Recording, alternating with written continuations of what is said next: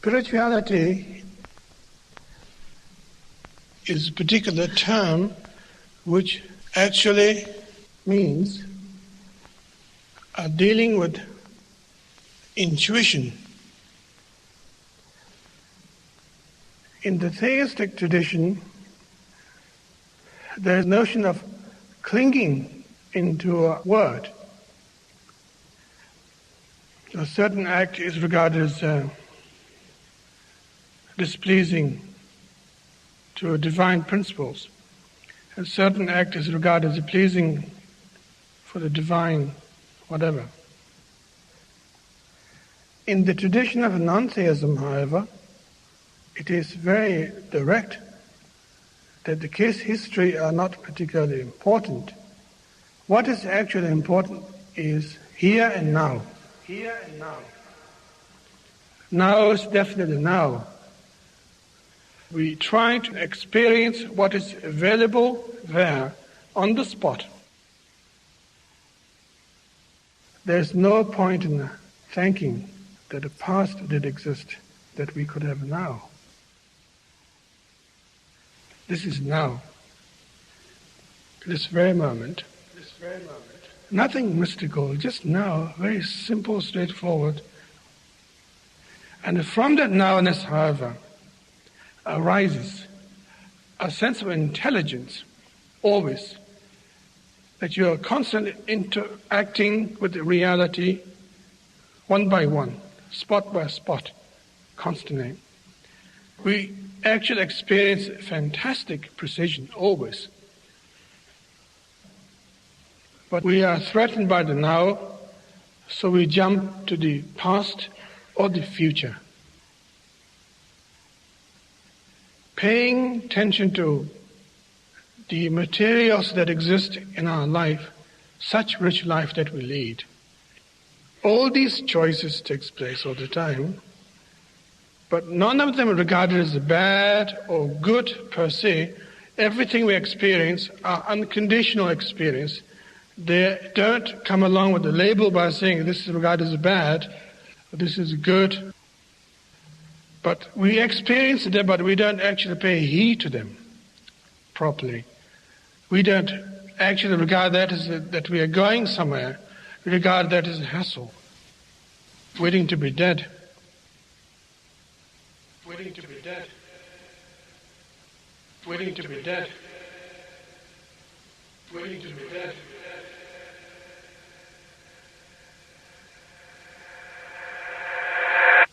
That's the problem.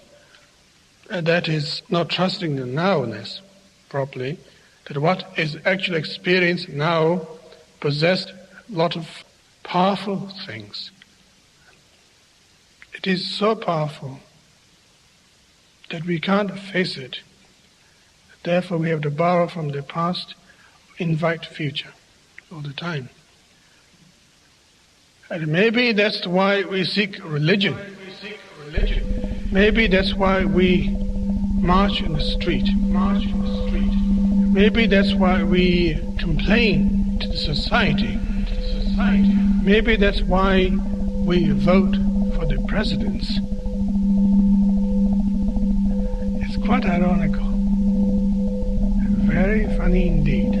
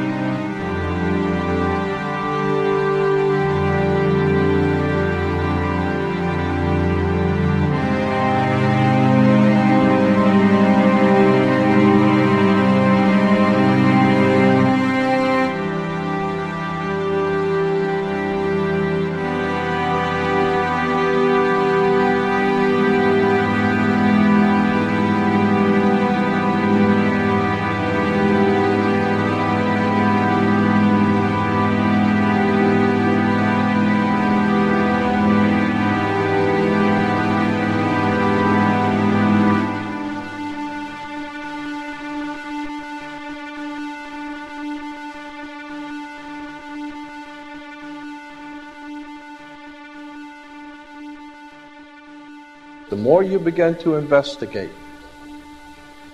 what we think we understand, where we came from, what we think we're doing, the more you begin to see we've been lied to. We've been lied to by every institution. What makes you think for 1 minute that the religious institution is the only one that's never been touched?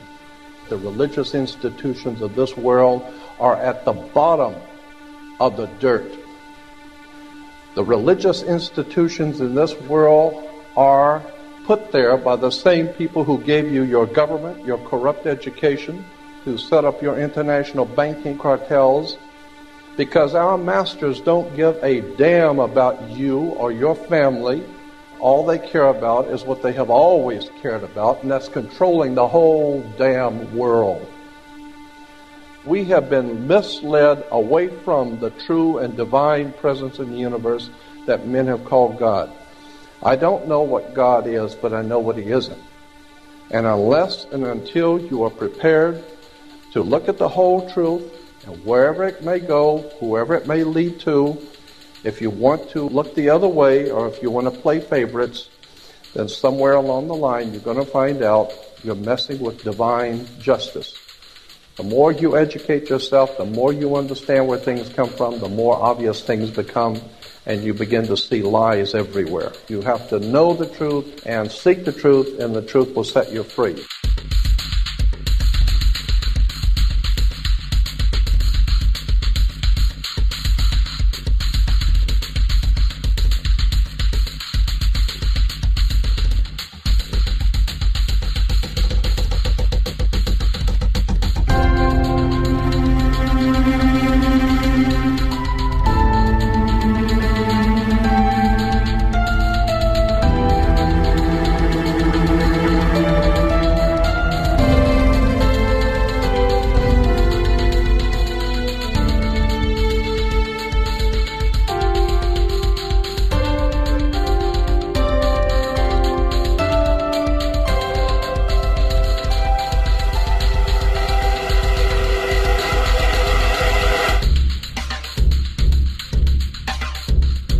Because I got to tell you the truth, folks. I got to tell you the truth. When it comes to bullshit, big time, major league bullshit, you have to stand in awe of the all-time champion of false promises and exaggerated claims, religion. Think about it. Religion has actually convinced people that there's an invisible man living in the sky who watches everything you do every minute of every day. And the invisible man has a special list of 10 things he does not want you to do. And if you do any of these 10 things, he has a special place full of fire and smoke and burning and torture and anguish where he will send you to live and suffer and burn and choke and scream and cry forever and ever till the end of time. But he loves you.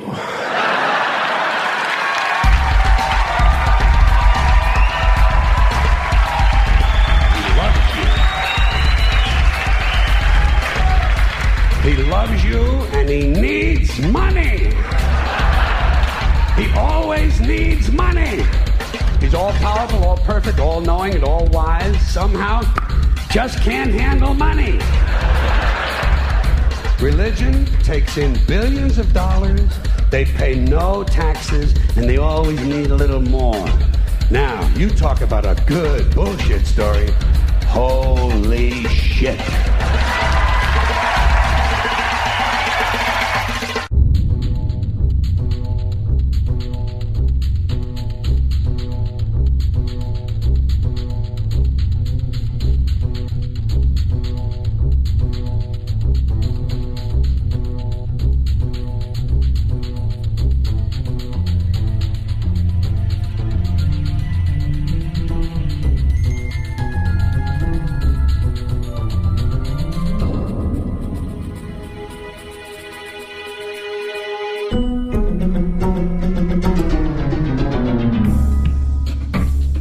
This is the sun.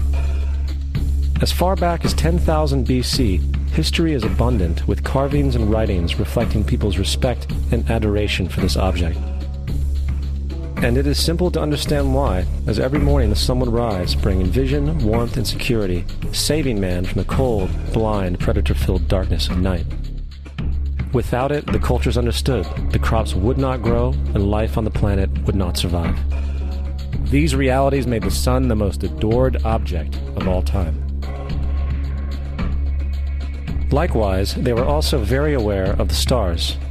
The tracking of the stars allowed them to recognize and anticipate events which occurred over long periods of time, such as eclipses and full moons. They in turn cataloged celestial groups into what we know today as constellations. This is the cross of the zodiac, one of the oldest conceptual images in human history. It reflects the sun as it figuratively passes through the 12 major constellations over the course of a year. It also reflects the 12 months of the year, the 4 seasons, and the solstices and equinoxes. The term zodiac relates to the fact that constellations were anthropomorphized, or personified, as figures or animals. In other words, the early civilizations did not just follow the sun and stars, they personified them with elaborate myths involving their movements and relationships. The sun, with its life-giving and saving qualities, was personified as a representative of the unseen creator or God, God's Son, the light of the world, the savior of humankind. Likewise, the 12 constellations represented places of travel for God's Son, and were identified by names, usually representing elements of nature that happened during that period of time. For example, Aquarius, the water bearer, who brings the spring rains.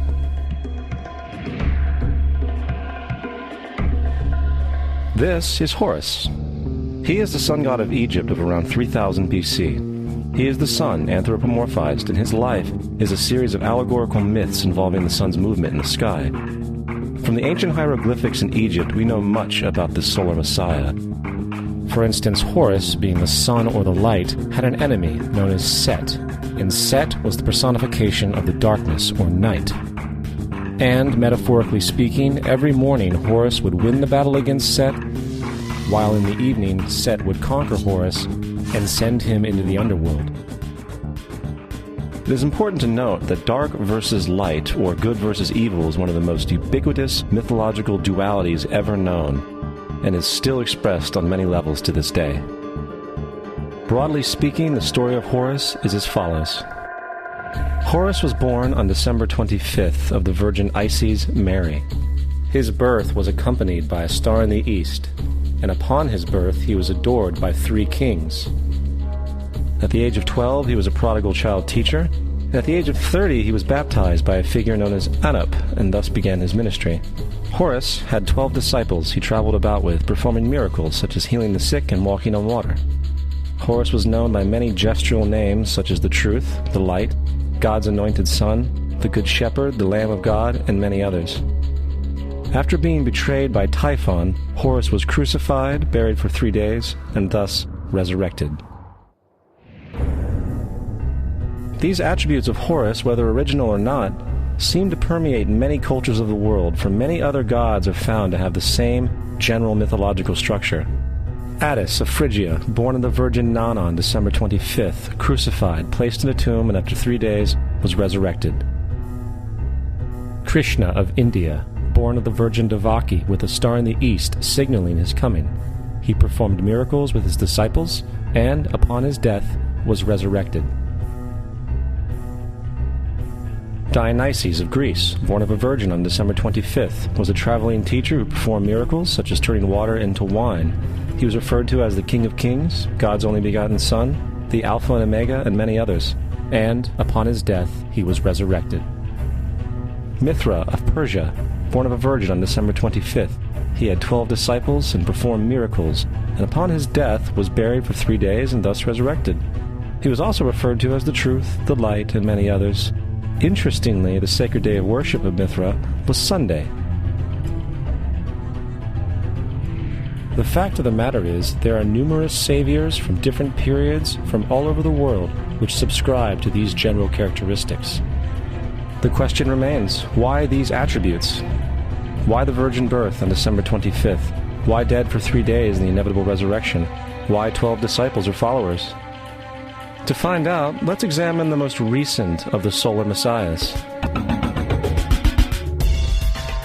Jesus Christ was born of the Virgin Mary on December 25th in Bethlehem. His birth was announced by a star in the east, which 3 kings or magi followed to locate and adorn the new Savior. He was a child teacher at 12, and at the age of 30 he was baptized by John the Baptist, and thus began his ministry. Jesus had 12 disciples, which he traveled about with, performing miracles such as healing the sick, walking on water, raising the dead. He was also known as the King of Kings, the Son of God, the Light of the World, the Alpha and Omega, the Lamb of God, and many, many others. After being betrayed by his disciple Judas and sold for 30 pieces of silver, he was crucified, placed in a tomb, and after 3 days was resurrected and ascended into heaven. First of all, the birth sequence is completely astrological. The star in the east is Sirius, the brightest star in the night sky, which, on December 24th, aligns with the 3 brightest stars in Orion's belt. These 3 bright stars in Orion's belt are called today what they were called in ancient times, the 3 kings. And the 3 kings and the brightest star, Sirius, all point to the place of the sunrise on December 25th. This is why the 3 kings follow the star in the east, in order to locate the sunrise, the birth of the sun.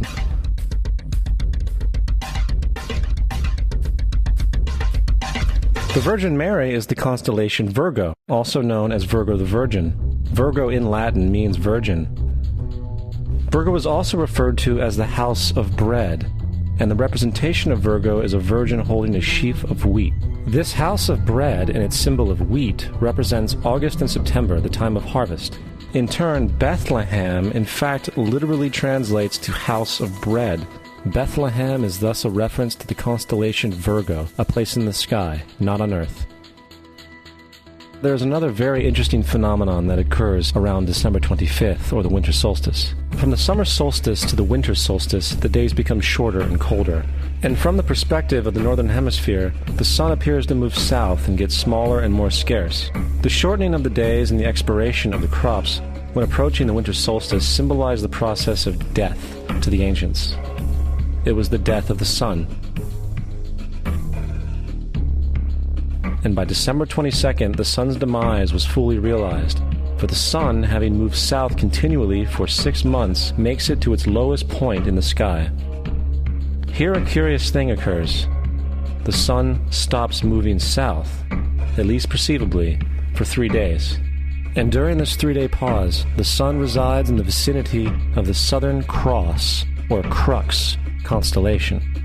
And after this time, on December 25th, the sun moves 1 degree, this time north, foreshadowing longer days, warmth, and spring. And thus it was said, the sun died on the cross, was dead for 3 days, only to be resurrected or born again. This is why Jesus and numerous other sun gods share the crucifixion, 3-day death, and resurrection concept.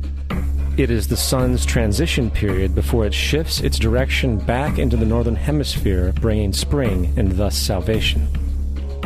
However, they did not celebrate the resurrection of the sun until the spring equinox, or Easter. This is because at the spring equinox the sun officially overpowers the evil darkness, as daytime thereafter becomes longer in duration than the night, and the revitalizing conditions of spring emerge. Now, probably the most obvious of all the astrological symbolism around Jesus regards the 12 disciples. They are simply the 12 constellations of the zodiac, which Jesus, being the sun, travels about with. In fact, the number 12 is replete throughout the Bible.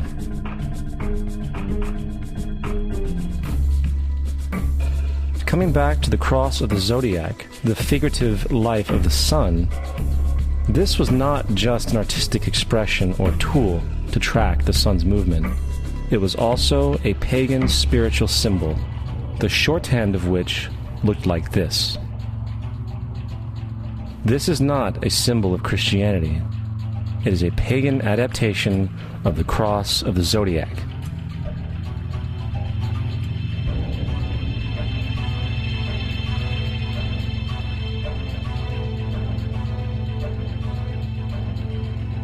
This is why Jesus in early occult art is always shown with his head on the cross, for Jesus is the Son of God, the light of the world, the risen Savior, who will come again, as it does every morning, the glory of God, who defends against the works of darkness, as he is born again every morning, and can be seen coming in the clouds, up in heaven, with his crown of thorns or sun rays.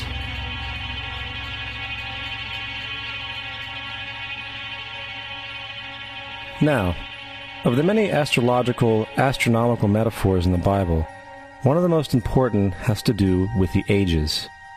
Throughout the scriptures, there are numerous references to the age. In order to understand this, we need to be familiar with a phenomenon known as the precession of the equinoxes.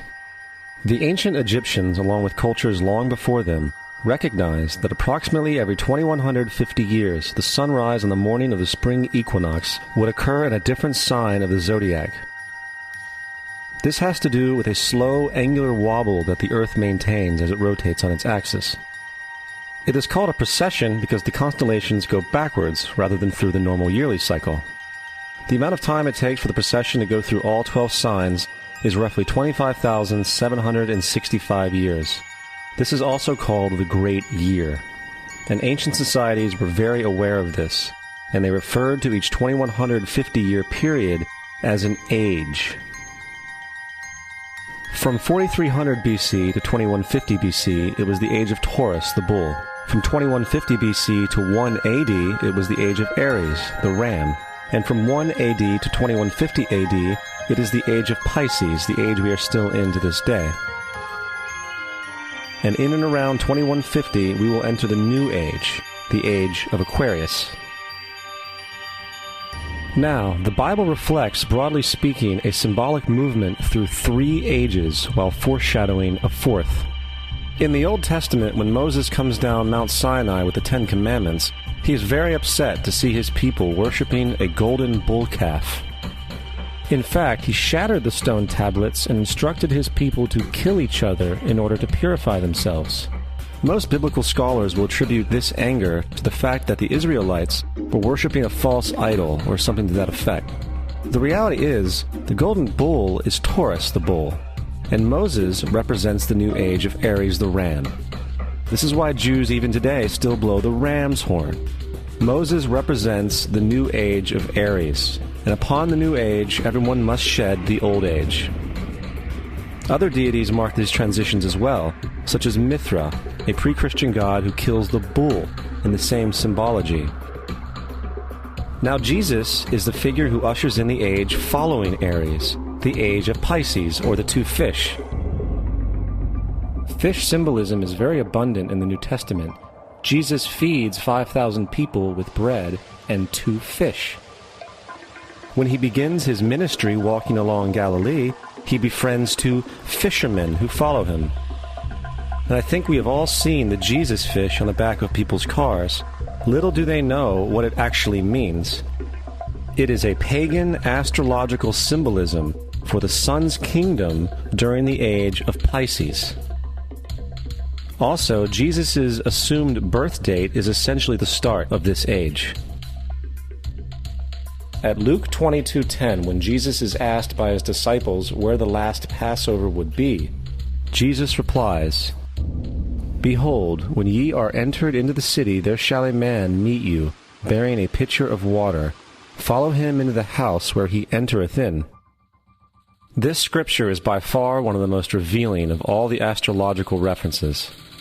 The man bearing the pitcher of water is Aquarius, the water bearer, who is always pictured as a man pouring out a pitcher of water. He represents the age after Pisces, and when the sun, God's Son, leaves the age of Pisces, Jesus, it will go into the house of Aquarius, as Aquarius follows Pisces in the precession of the equinoxes. All Jesus is saying is that after the age of Pisces will come the age of Aquarius.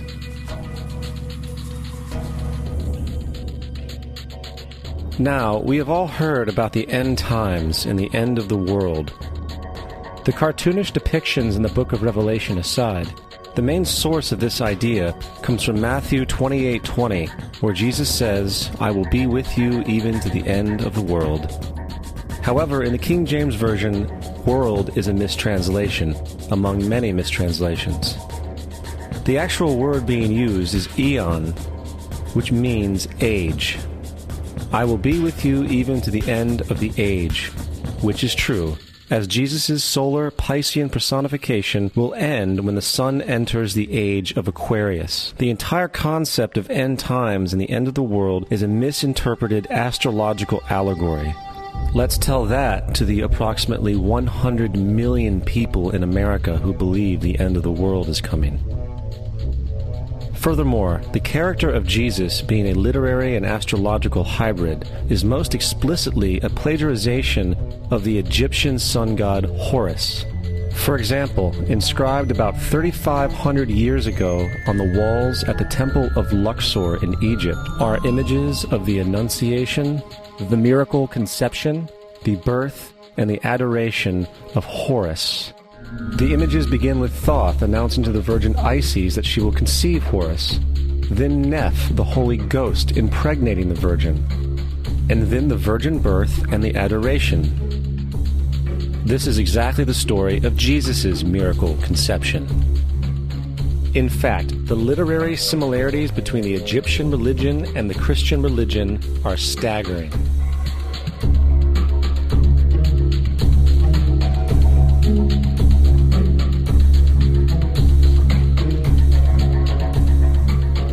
And the plagiarism is continuous.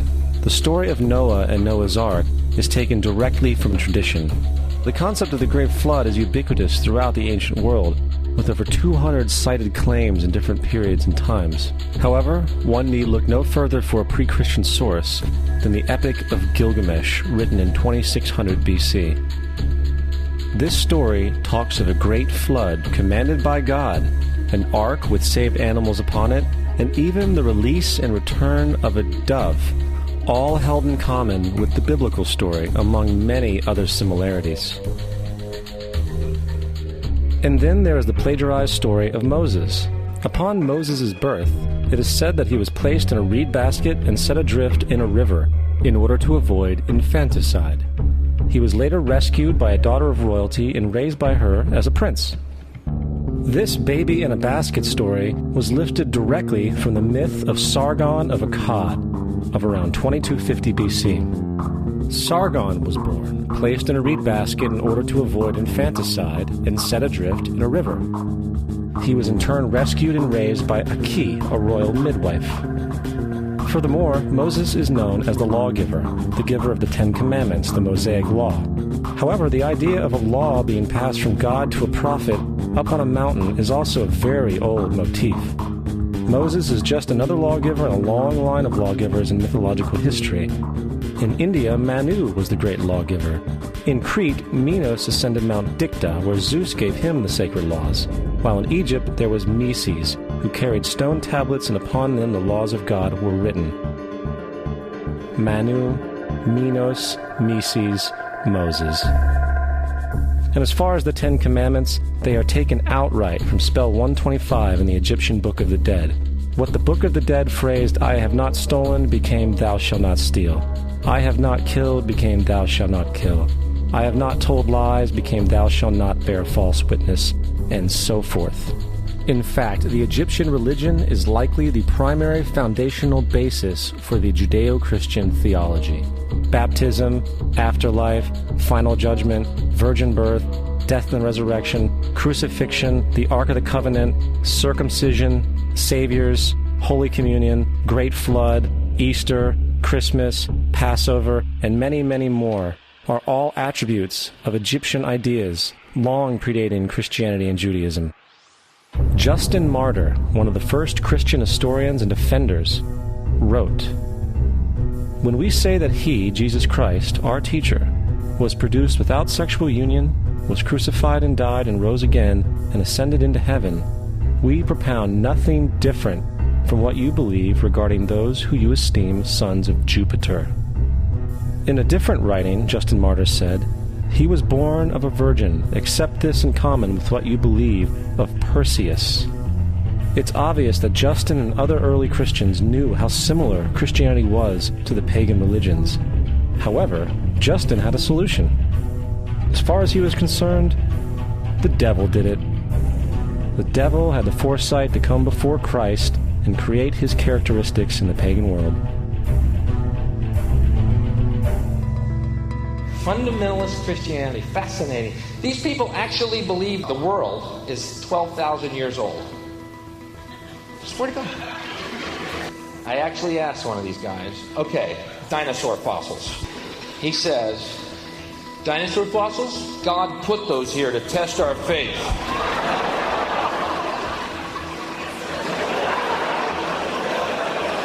I think God put you here to test my faith, dude.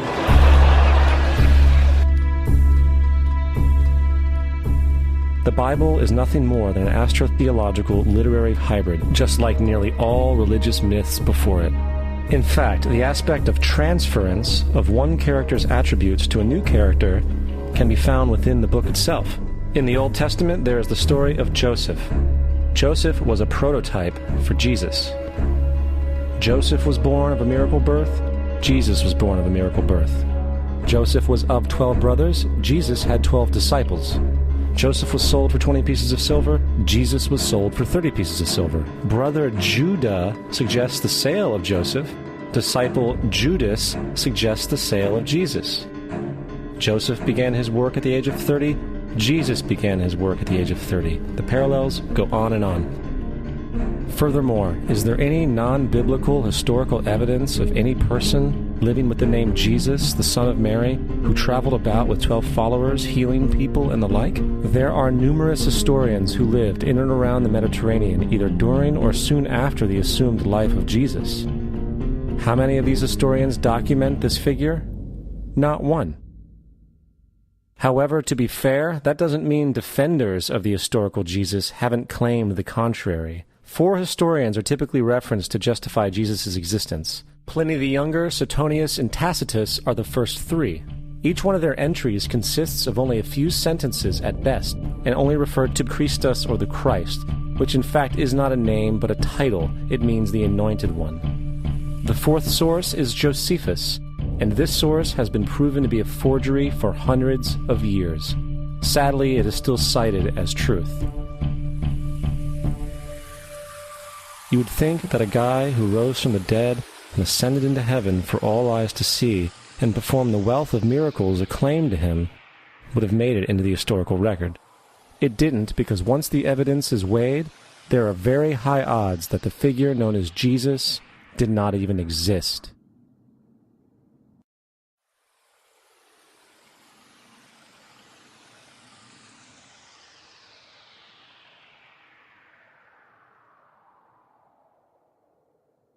We don't want to be unkind, but we want to be factual. We don't want to cause hurt feelings, but we want to be academically correct in what we understand and know to be true. Christianity just is not based on truth. We find that Christianity was in fact nothing more than a Roman story, developed politically. The reality is, Jesus was the solar deity of the Gnostic Christian sect, and like all other pagan gods, he was a mythical figure. It was the political establishment that sought to historize the Jesus figure for social control. By 325 AD in Rome, Emperor Constantine convened the Council of Nicaea. It was during this meeting that the politically motivated Christian doctrines were established, and thus began a long history of Christian bloodshed and spiritual fraud. And for the next 1600 years, the Vatican maintained a political stranglehold on all of Europe, leading to such joyous periods as the Dark Ages, along with enlightening events such as the Crusades and the Inquisition.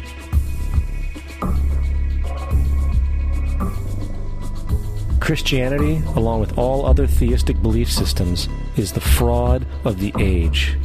It serves to detach the species from the natural world, and likewise each other. It supports blind submission to authority.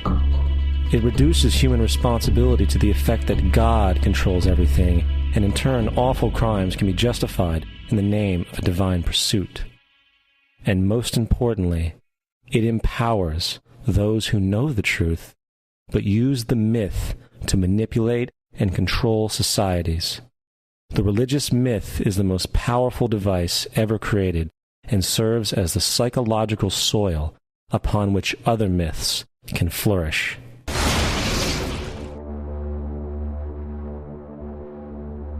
A myth is an idea that, while widely believed, is false.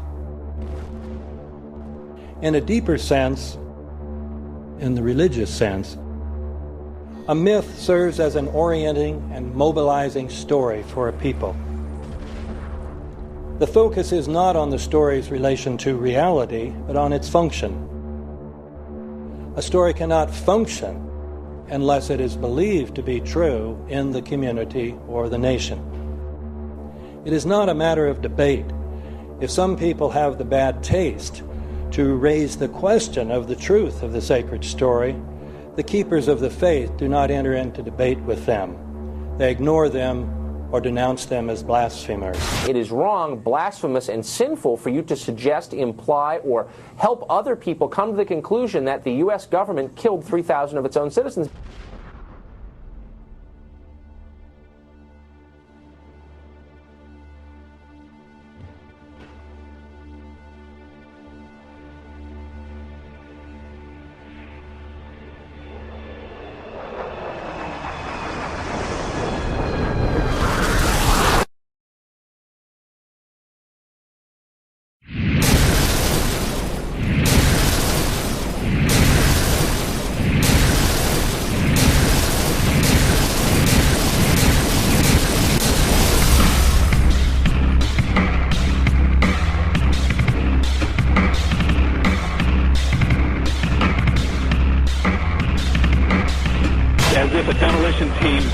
When you see the old demolitions of these old buildings. It looks like one of those scenes of an old building being purposely dynamited and blown up. Anybody who's ever watched a building being demolished on purpose knows that if you're going to do this, you have to get at the under-infrastructure of a building and bring it down. The way the structure is collapsing, this was the result of something that was planned. It's not accidental that the first tower just happened to collapse and then the second tower just happened to collapse in exactly the same way. How they accomplished this, we don't know. The building collapsed to dust. You don't find a desk. You don't find a chair. You don't find a telephone, a computer. The biggest piece of a telephone I found was half of the keypad, and it was about this big. What happened to the concrete? The concrete was pulverized from river to river. There was dust powder 2-3 inches thick. The concrete was just pulverized. In addition to those pictures we've all seen too much on television before, when a building was deliberately destroyed by well-placed dynamite to knock it down. If they had detonated, they were planned to take down a building. Boom, boom, boom, boom, boom. I heard a second explosion. There was a heavy-duty explosion. Then there was some secondary explosions and then subsequent collapses. An explosion blew and it knocked everybody over. To me, it sounded like an explosion. It sounded like gunfire. Bang, bang, bang, bang, bang. And then all of a sudden, 3 big explosions. We heard a big explosion coming down. And then the entire top of the building just blew up. We saw some kind of explosion. By the force of the explosions. Big explosion. Blew us back into the 8th floor. Then we get to the lobby. This is a big explosion. The lobby looked as though a bomb had exploded there. A huge explosion now raining debris. It's been a huge explosion. Huge explosion that we all heard and felt. We just witnessed some kind of follow-up explosion. We heard a very loud blast explosion. A secondary explosion at Tower 1 camp. That is another bomb going off. He thinks that there were actually devices that were planted in the building. Planted in the building.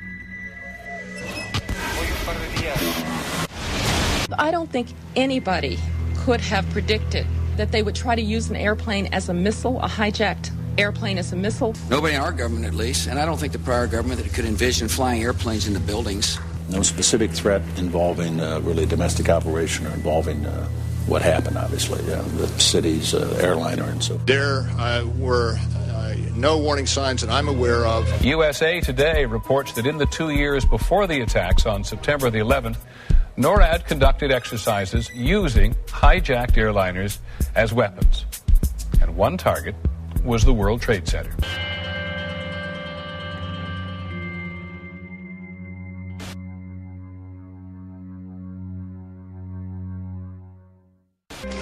In confidential documents from the Philippines obtained by CNN, the plan was clear. He will board any American commercial aircraft, control its cockpit, and dive it at the CIA headquarters. Other buildings targeted the Pentagon and the World Trade Center. Security in counterterrorism was blinking red, in the words of George Tenet, that the warnings of an imminent attack were so severe that something dramatic should have been done. It was unparalleled. Instead, our president went on a month-long vacation.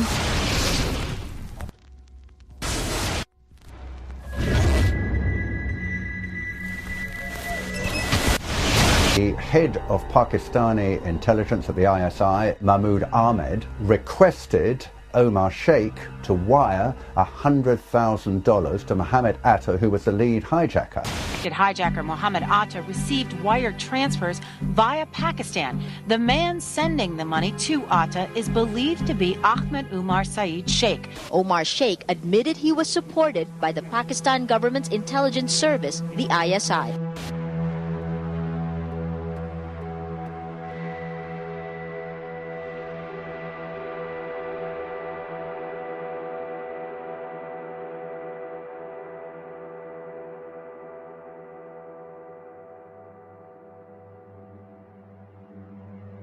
Although we are told that 4 or 5 of the alleged hijackers were on each of the flights. If so, their names should have been on the flight manifests. But the flight manifests that have been released contain neither the names of the alleged hijackers nor any Arab names whatsoever. We know that the men who were supposedly the hijackers had their houses, cars, credit cards paid for by the U.S. government. They were, in truth, agents. Evidence was also apparently planted. The passport of one of the hijackers on Flight 11 was allegedly found in the rubble. Goes through the fireball, through the side of the plane, and comes down the ground unscathed. But something happened. For 6 months, they reported they had this passport. Boy, we've got it. We've got the proof. And then the guy stood up and was alive. Several of these 19 men are still alive.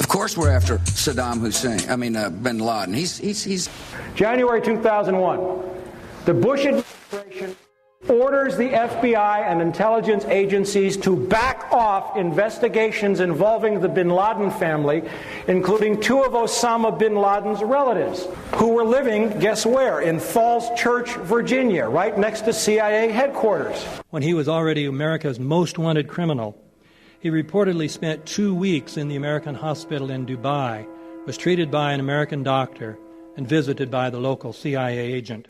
We have not seen one piece of evidence that links Osama bin Laden directly to the planning stages of September 11th. This failure to provide proof was later said to be unnecessary because bin Laden, in a video allegedly found in Afghanistan, admitted responsibility for the attacks. This confession is now widely cited as proof. But the man in this video has darker skin, fuller cheeks, and a broader nose than the Osama bin Laden of all other videos. We again seem to have planted evidence. In 1976, Osama's older brother Salim bin Laden hired a man in Texas by the name of Jim Bath to handle all the investments in the United States for the bin Laden family. Jim Bath also happens to be a personal, almost lifelong friend and former Air National Guard pilot with George W. Bush. The connections between the Bushes and the bin Ladens become much more clear when George Herbert Walker Bush made trips to Saudi Arabia in 1998 and 2000 to meet with the bin Laden family on behalf of a company called the Carlyle Group.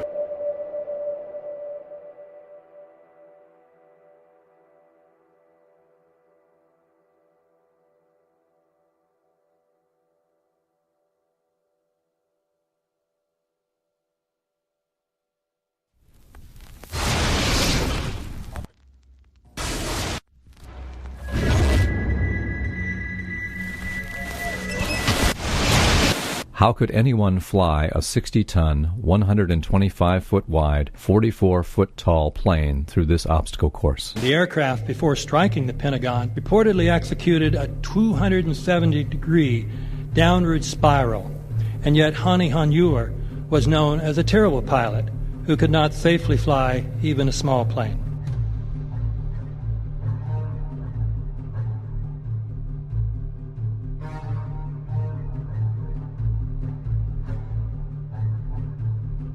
No seats, no luggage, no bodies. Nothing but bricks and limestone. The official explanation is that the intense heat from the jet fuel vaporized the entire plane. Flight 77 had 2 Rolls-Royce engines made of steel and titanium alloy and weigh 6 tons each. It is scientifically impossible that 12 tons of steel and titanium was vaporized by jet fuel. We're also told that the bodies were able to be identified either by their fingerprints or by the DNA. So what kind of fire can vaporize aluminum and tempered steel and yet leave human bodies intact? From my close-up inspection, there's no evidence of a plane having crashed anywhere near the Pentagon. And as I said, the only pieces left that you can see are small enough that you could pick up in your hand. Shortly after the strike, government agents picked up debris and carried it off. The entire lawn was covered with dirt and gravel, so that any remaining forensic evidence was literally covered up. The videos from security cameras, which would show what really hit the Pentagon, were immediately confiscated by agents of the FBI, and the Department of Justice has to this day refused to release them. If these videos would prove that the Pentagon was really hit by a 757, most of us would assume the government would release them.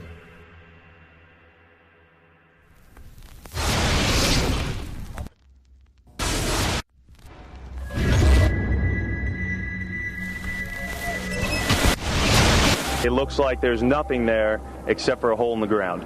Basically, that's right. The only thing you could see from where we were was a big gouge in the earth and some broken trees. We could see some people walking around in the area, but from where we could see, there wasn't much left. Any large pieces of debris at all? No, there was nothing that you could distinguish that a plane had crashed there.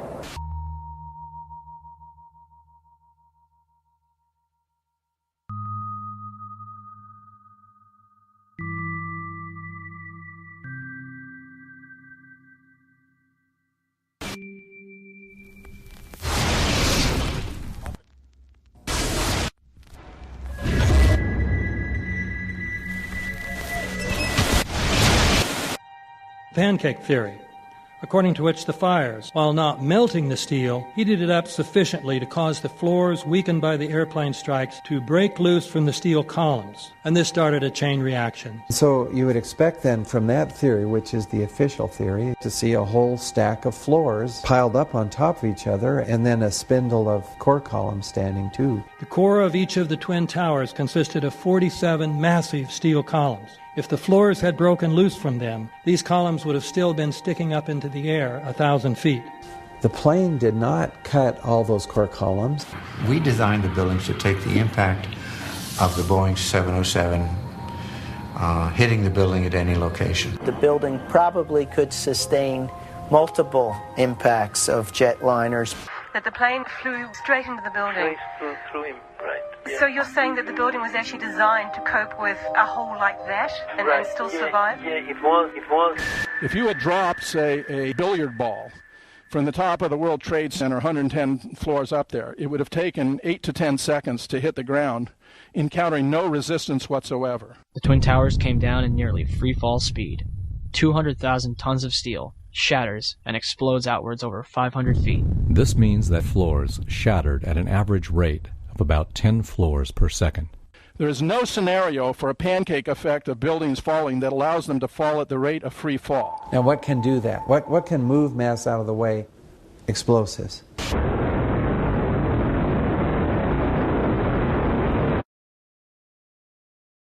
"47 huge steel columns going up the core. They're interconnected. How do you get them to fail simultaneously so the core disappears? It looks like those core columns were cut. The way we do this is by cutting the beam at an angle.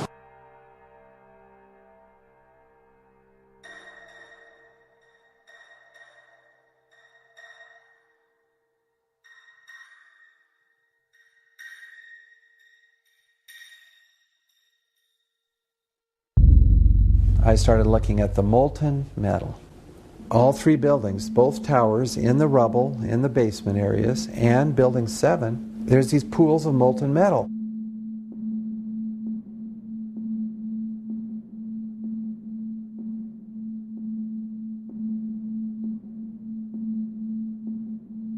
You'd get down below and you'd see molten steel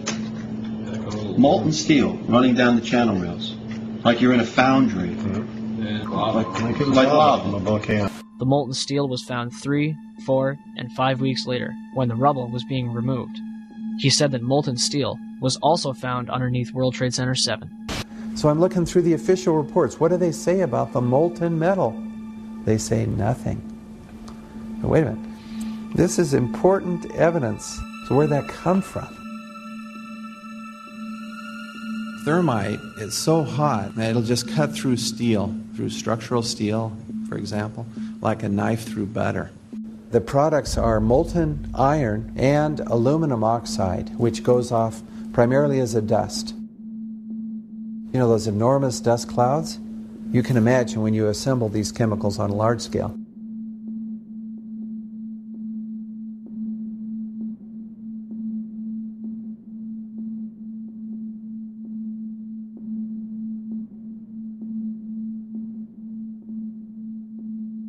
Molten metal pools under both towers after they collapsed, and Building 7. Now, Building 7 wasn't even hit by a jet. Part of the problem is that most people simply don't know much about Building 7 due to the extraordinary secrecy surrounding this collapse. And this was a 47-story skyscraper. This building fell at 5:25. It was not hit by a plane. This building had fires on only 2 or 3 floors. And it was brought down by what we know was a controlled demolition. Demolitions, they look just like that. You know, a kink in the middle, and then that building just comes straight down, almost at free fall speed. They first blow one of the central columns so the building falls in on itself. Building 7 had a classic crimp or wedge. Its central column was blown out first, so it didn't structurally damage buildings just a few feet away from it.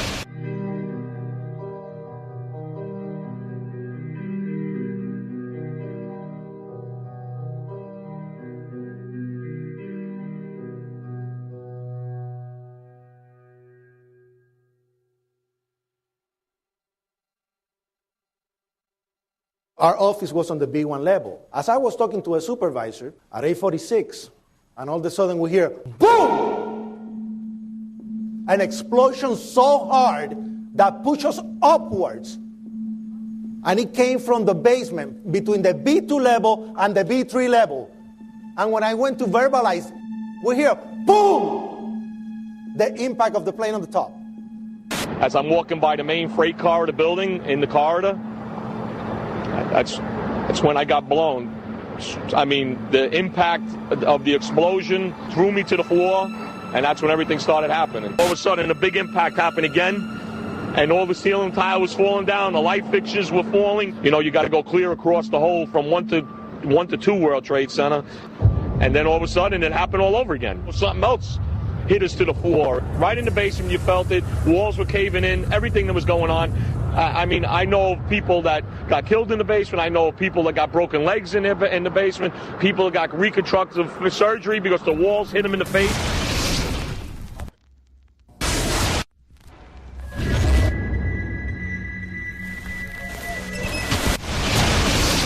According to standard operating procedure, if an FAA flight controller notices anything that suggests a possible hijacking, the controller is to contact a superior. If the problem cannot be fixed within about a minute, the superior is to ask NORAD, the North American Aerospace Command, to send up or scramble jet fighters to find out what is going on. NORAD then issues a scramble order to the nearest Air Force base with fighters on alert. But although interceptions usually occur within 10 or so minutes, in this case, 80 or so minutes had elapsed before fighters were even airborne. It's a mind-bending anomaly. Not a single U.S. Air Force interceptor turns a wheel until it's too late. There are no jets at all. What if they were so confused and had been so deliberately confused that they couldn't respond? The reason that they didn't know where to go was because a number of conflicting and overlapping war game exercises were taking place. It involved the insertion of false radar blips onto radar screens in the Northeast Air Defense Sector. Center Team U, we have a problem here. We have a hijacked aircraft headed towards New York. We need someone to scramble some F-16s or something up there to help us out. Is this real world or exercise? Is this real world or exercise? There was another exercise, Vigilant Warrior, which was, in fact, according to a NORAD source, a live-fly hijack drill being conducted at the same time. With only 8 available fighter aircraft, and they have to be dispatched in pairs, they were dealing with as many as 22 possible hijacks on the day of 9/11, and they couldn't separate the war game exercises from the actual hijacks.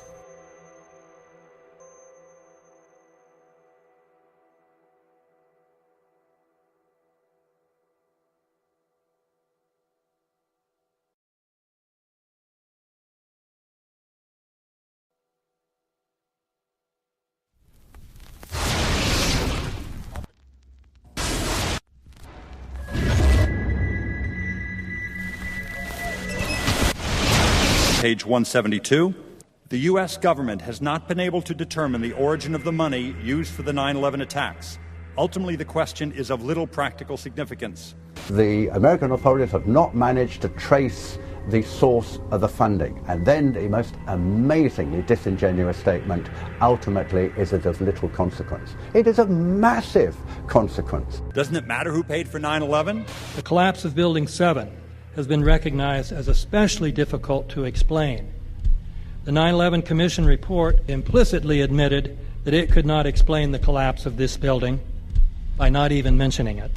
President, why are you and the Vice President insisting on appearing together before the 9/11 Commission? Because the 9/11 Commission wants to ask us questions. That's why we're meeting, and I look forward to meeting with them and answering their questions.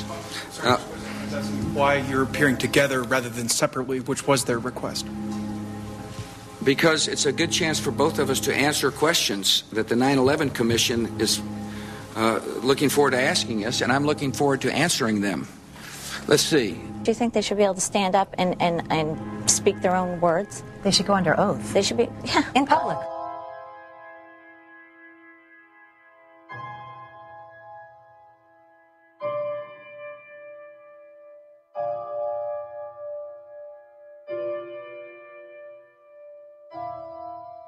Don't you think that the families deserve to have a transcript or to be able to see what you said? Adam, you asked me that question yesterday. I got the same answer, yeah. The final report was a unanimous report. That means that if there was a single commissioner who had any objection about anything, that fact would be dropped from the report.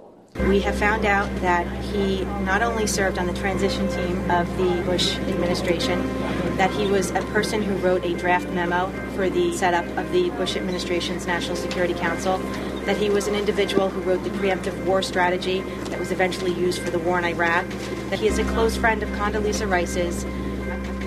We want him to resign. There is literally nothing in the 9/11 report that the Bush administration did not approve of. We can understand, therefore, why the Commission, under Zelikow's leadership, would have ignored all the evidence that would point to the truth, that 9/11 was a false flag operation intended to authorize the doctrines and funds needed for a new level of imperial mobilization.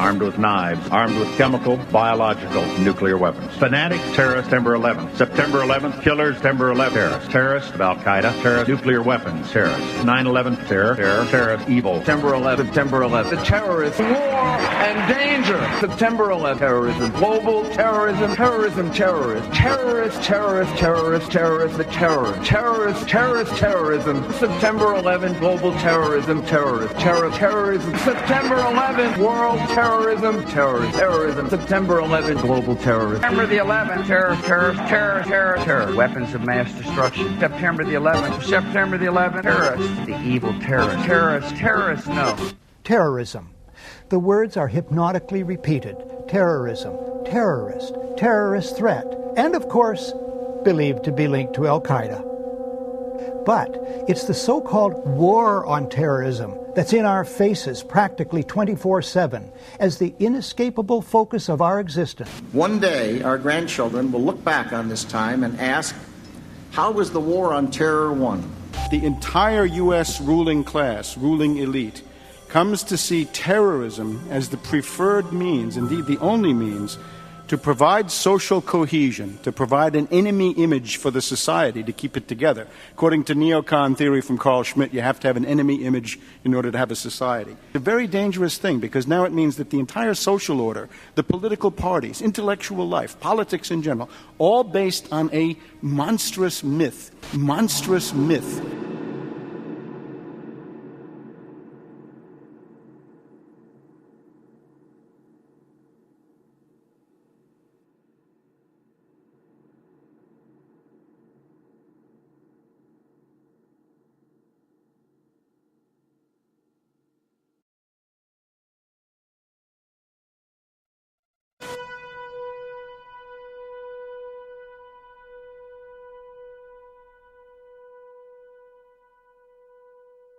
Look, the CIA has done in this country, what they've done to us is unbelievable. Look at the terrorist acts that have occurred. The CIA behind most, if not all of them. We had the Marine barracks.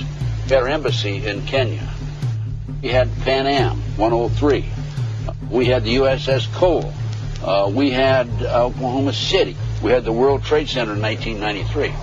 That helped the terrorists blow up the World Trade Center the first time. They built the bomb. They got the driver's license.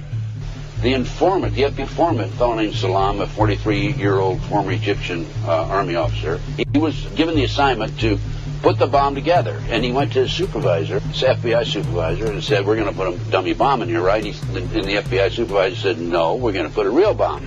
The FBI actually carried out the attack on the World Trade Center in 1993. They actually hired Ahmad Salam and paid him $1 million and gave him real explosives, a detonator, and told him to build a bomb and to give it to the foolish people that he was controlling to allow them to attack the World Trade Center complex.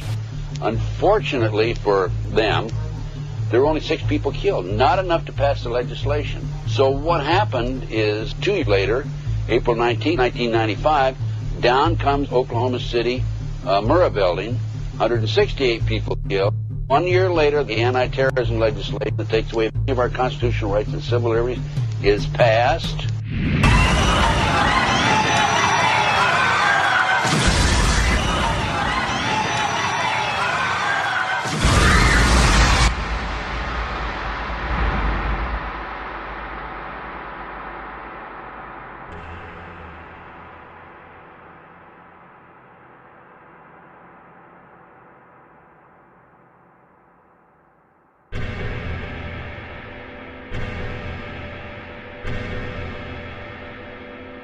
because at 9:30 this morning we were actually running an exercise for over a company of 1,000 people in London based on simultaneous bombs going off precisely at the railway stations that happened this morning.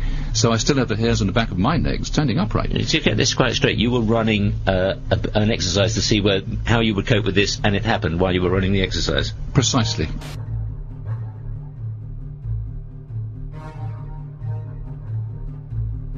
Supposed to believe is some kind of coincidence, there was also an anti-terrorist drill going on 7/7.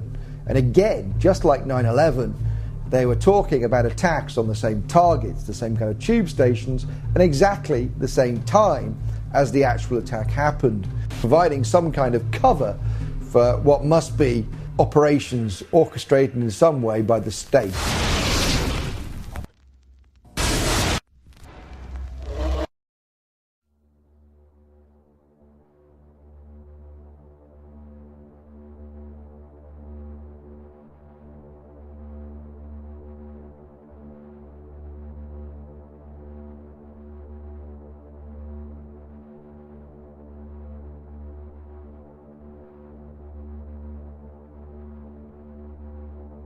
I am absolutely appalled at how much people in this country do not think.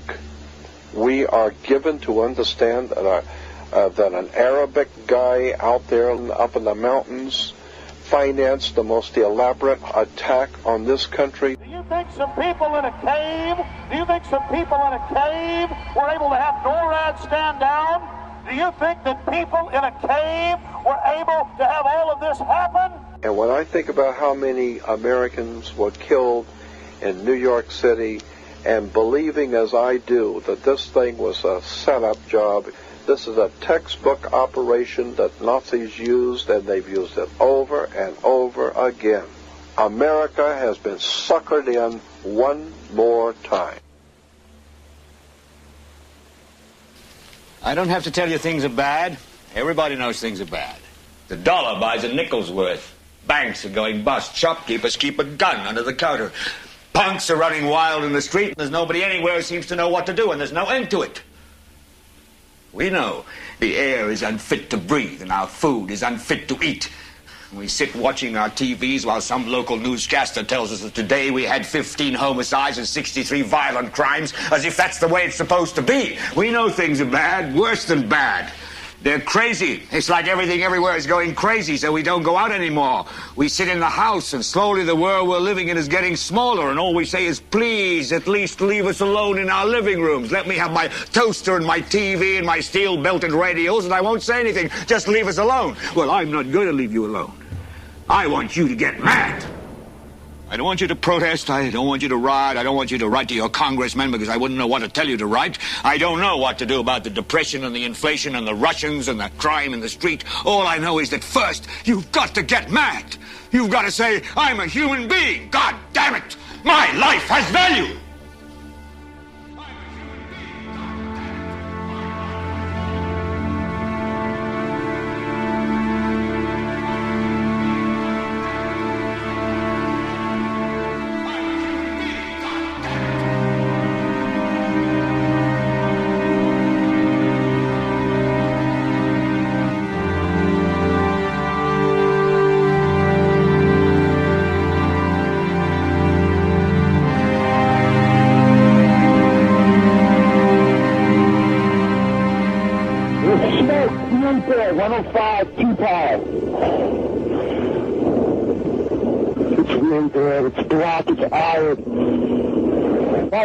I'm all right. I called and said I was leaving the building. I was fine, man. Bang.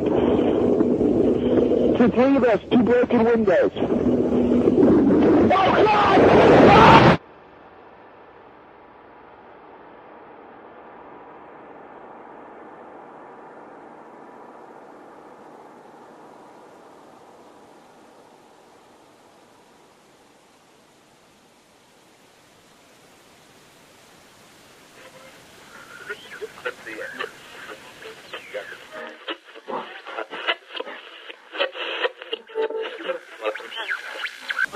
When hostilities commenced in Europe in 1939, it was realized that the American people had no intention of entering the war. But they believed that this country could be enticed into the war in very much the same way that it was enticed into the last one. They planned, first, to prepare the United States for foreign war under the guise of American defense. Second, to involve us in the war step by step without our realization. Third, to create a series of incidents which would force us into the actual conflict. These plans were, of course, to be covered and assisted by the full power of their propaganda. Our theaters soon became filled with plays portraying the glory of war. Newsreels lost all semblance of objectivity, and they have used the war to justify the restriction of congressional power and the assumption of dictatorial procedures on the part of the President and his appointees.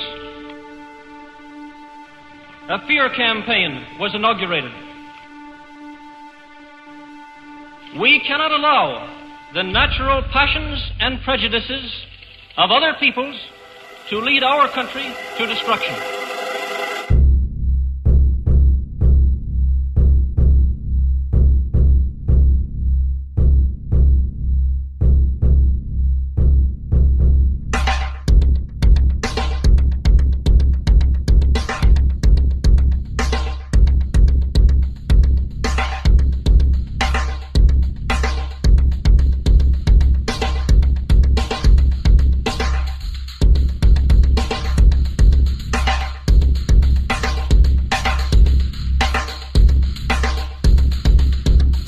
(1775), the American Revolutionary War began as the American colonies sought to detach from England and its oppressive monarchy. Though many reasons are cited for the revolution, one in particular sticks out as the prime cause: that King George III of England outlawed the interest-free, independent currency the colonies were producing and using for themselves, in turn forcing them to borrow money from the Central Bank of England at interest, immediately putting the colonies into debt. And, as Benjamin Franklin later wrote, the refusal of King George III to allow the colonies to operate an honest money system which freed the ordinary man from the clutches of the money manipulators was probably the prime cause of the Revolution. In 1783, America won its independence from England. However, its battle against the central bank concept and the corrupt, greed-filled men associated with it had just begun. So what is a central bank? A central bank is an institution that produces the currency of an entire nation. Based on historical precedent, two specific powers are inherent in central banking practice: the control of interest rates and the control of the money supply, or inflation. The central bank does not simply supply a government's economy with money, it loans it to them at interest.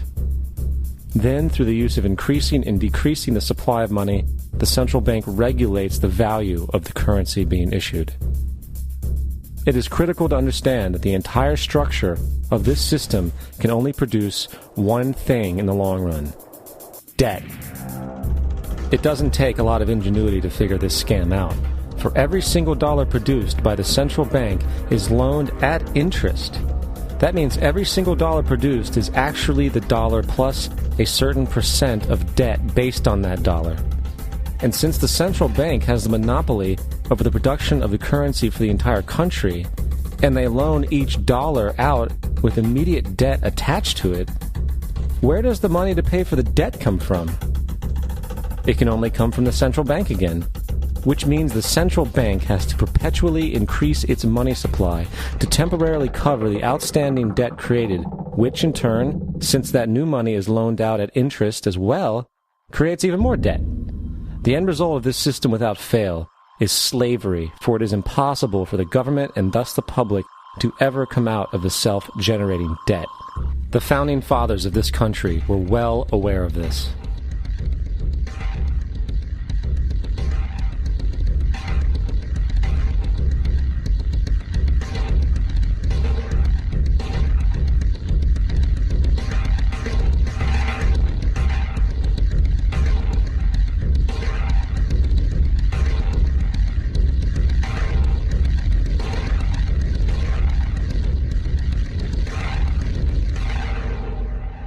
By the early 20th century, the U.S. had already implemented and removed a few central banking systems, which were swindled into place by ruthless banking interests. At this time, the dominant families in the banking and business world were the Rockefellers, the Morgans, the Warburgs, the Rothschilds. And in the early 1900s, they sought to push, once again, legislation to create another central bank. However, they knew the government and public were very weary of such an institution, so they needed to create an incident to affect public opinion. So, J.P. Morgan, publicly considered a financial luminary at the time, exploited his mass influence by publishing rumors that a prominent bank in New York was insolvent or bankrupt. Morgan knew this would cause mass hysteria, which would affect other banks as well. And it did. The public, in fear of losing their deposits, immediately began mass withdrawals. Consequently, the banks were forced to call in their loans, causing the recipients to sell their property, and thus a spiral of bankruptcies, repossessions, and turmoil emerged. Putting the pieces together a few years later, Frederick Allen of Life magazine wrote, "The Morgan interests took advantage to precipitate the panic, guiding it shrewdly as it progressed." Unaware of the fraud, the Panic of 1907 led to a congressional investigation headed by Senator Nelson Aldrich, who had intimate ties to the banking cartels and later became part of the Rockefeller family through marriage. The commission, led by Aldrich, recommended a central bank should be implemented so a panic like 1907 could never happen again. This was the spark the international bankers needed to initiate their plan. In 1910, a secret meeting was held at a J.P. Morgan estate on Jekyll Island off the coast of Georgia. It was there that the central banking bill called the Federal Reserve Act was written. This legislation was written by bankers, not lawmakers. This meeting was so secretive, so concealed from government and public knowledge that the 10 or so figures who attended disguised their names when en route to the island. After this bill was constructed, it was then handed over to their political frontman, Senator Nelson Aldrich, to push through Congress. And in 1913, with heavy political sponsorship by the bankers, Woodrow Wilson became president, having already agreed to sign the Federal Reserve Act in exchange for campaign support. And 2 days before Christmas, when most of Congress was at home with their families, the Federal Reserve Act was voted in, and Wilson in turn made it law. Later, Woodrow Wilson wrote, in regret,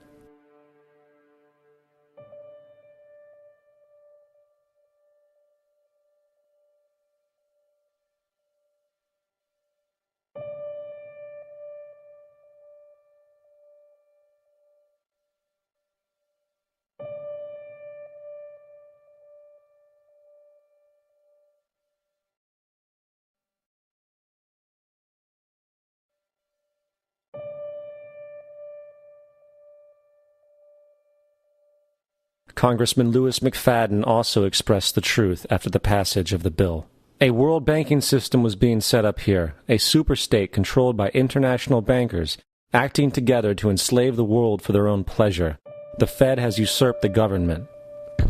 Now, the public was told that the Federal Reserve System was an economic stabilizer, and inflation and economic crises were a thing of the past. Well, as history has shown, nothing is further from the truth. The fact is, the international bankers now had a streamlined machine to expand their personal ambitions. It's alive! It's alive! It's alive! For example, from 1914 to 1919, the Fed increased the money supply by nearly 100%, resulting in extensive loans to small banks and the public. Then, in 1920, the Fed called in mass percentages of the outstanding money supply, thus resulting in the supporting banks having to call in huge numbers of loans, and, just like 1907, bank runs, bankruptcy, and collapse occurred. Over 5,400 competitive banks outside of the Federal Reserve System collapsed, further consolidating the monopoly of a small group of international bankers. Privy to this crime, Congressman Lindbergh stepped up and said in 1921, "Under the Federal Reserve Act, panics are scientifically created. The present panic is the first scientifically created one, worked out as we figure a mathematical equation." However, the panic of 1920 was just a warm-up. From 1921 to 1929, the Fed again increased the money supply, resulting once again in extensive loans to the public and banks. There was also a fairly new type of loan called a margin loan in the stock market. Very simply, the margin loan allowed an investor to put down only 10% of a stock's price, with the other 90% being loaned through the broker. In other words, a person could own $1,000 worth of stock with only $100 down. This method was very popular in the roaring 1920s, as everyone seemed to be making money in the market. However, there was a catch to this loan. It could be called in at any time and had to be paid within 24 hours. This is termed a margin call, and the typical result of a margin call is the selling of the stock purchased with the loan. So, a few months before October in 1929, J.D. Rockefeller, Bernard Baruch, and other insiders quietly exited the market. And on October 24, 1929, the New York financiers who furnished the margin loans started calling them in masse. This sparked an instantaneous, massive sell-off in the market, for everyone had to cover the margin loans. It then triggered mass bank runs for the same reason, in turn collapsing over 16,000 banks, enabling the conspiring international bankers to not only buy up rival banks at a discount, but to also buy up whole corporations at pennies on the dollar. It was the greatest robbery in American history. But that didn't stop there. Rather than expanding the money supply in order to recover from this economic collapse, the Fed actually contracted it, fueling one of the largest depressions in history. Once again outraged, Congressman Louis McFadden, a longtime opponent of the banking cartels, began bringing impeachment proceedings against the Federal Reserve Board, saying of the crash and depression, it was a carefully contrived occurrence. International bankers sought to bring about a condition of despair so that they might emerge the rulers of us all. Not surprisingly, and after 2 previous assassination attempts, McFadden was poisoned at a banquet before he could push for the impeachment. Now, having reduced the society to squalor, the Federal Reserve bankers decided that the gold standard should be removed. In order to do this, they needed to acquire the remaining gold in the system. So, under the pretense of helping to end the Depression, came the 1933 gold seizure. Under the threat of imprisonment for 10 years, everyone in America was required to turn in all gold bullion to the Treasury, essentially robbing the public of what little wealth they had left. And at the end of 1933, the gold standard was abolished. If you look at a dollar bill from before 1933, it says it is redeemable in gold. You look at a dollar bill today, it says it is legal tender, which means it is backed by absolutely nothing. It is worthless paper. The only thing that gives our money value is how much of it is in circulation. Therefore, the power to regulate the money supply is also the power to regulate its value, which is also the power to bring entire economies and societies to its knees.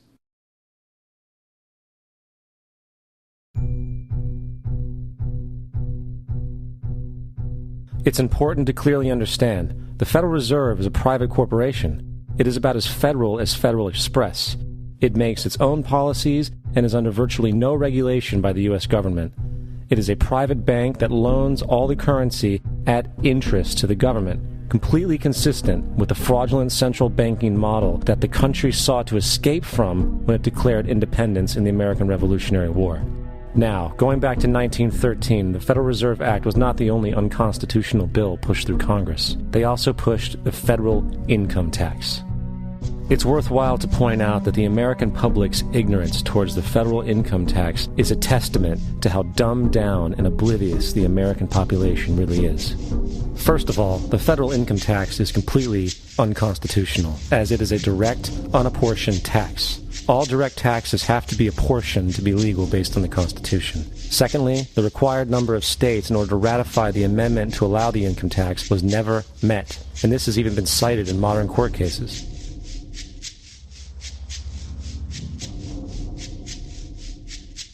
Third, at the present day, roughly 25% of the average worker's income is taken via this tax. And guess where that money goes? It goes to pay the interest on the currency being produced by the fraudulent Federal Reserve Bank, a system that does not have to exist at all. The money you make working almost 3 months out of the year goes almost literally into the pockets of the international bankers who own the private Federal Reserve Bank. And fourth, even with the fraudulent government claim as to the legality of the income tax, there is literally no statute, no law in existence that requires you to pay this tax, period. I really expected that, of course there's a law that you can point to in the law book, the code, that requires you to file a tax return. Of course there is. I was at that point where I couldn't find the statute that clearly made a person liable. at least not me and most people I know. And I had no choice in my mind except to resign. Based on the research that I did throughout the year 2000 and that I'm still doing, I have not found that law. I've asked Congress, we've asked a lot of people in the IRS commissioners, helpers. They can't answer, because if they answer, the American people are going to know that this whole thing is a fraud. I haven't filed an federal income tax return since I left. I have not filed a tax return since 1999. The income tax is nothing less than the enslavement of the entire country. Now, the control of the economy and the perpetual robbery of wealth is only one side of the Rubik's Cube the bankers hold in their hands. The next tool for profit and control is war. Since the inception of the Federal Reserve in 1913, a number of large and small wars have commenced. The three most pronounced were World War I, World War II, and Vietnam. World War I. In 1914, European wars broke out centered around England and Germany. The American public wanted nothing to do with the war. In turn, President Woodrow Wilson publicly declared neutrality. However, under the surface, the U.S. administration was looking for any excuse it could find to enter it. In a noted observation by Secretary of State William Jennings, the large banking interests were deeply interested in the World War because of the wide opportunities for large profits.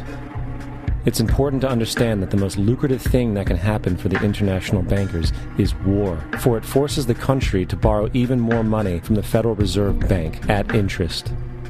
Woodrow Wilson's top advisor and mentor was Colonel Edward House, a man with intimate connections with the international bankers who wanted in the war.